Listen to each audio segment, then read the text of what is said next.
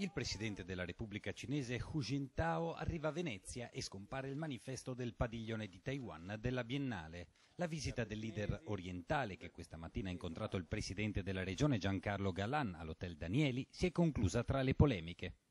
La giornata era iniziata bene. Galan e il presidente Hu Jintao hanno infatti avuto un incontro cordiale che, secondo il governatore veneto, non può che semplificare future collaborazioni tra la nostra regione e la Repubblica Cinese.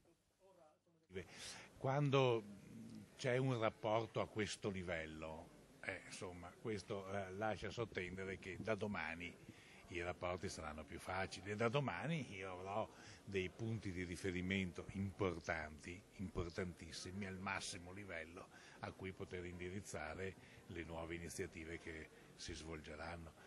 Ma se da un lato la diplomazia si dice soddisfatta, lo sono meno i giornalisti, gli operatori ed i fotografi che hanno accompagnato la visita di Hu Jintao in piazza San Marco ed accanto a Palazzo Ducale.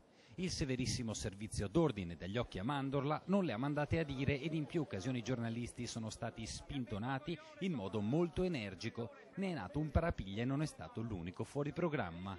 Se la bandiera di Taiwan era stata preventivamente piegata così da non essere vista dal presidente cinese, nulla è stato possibile, perlomeno in un primo momento, per evitare che una signora manifestasse in favore del Tibet. Free Tibet! Free Tibet!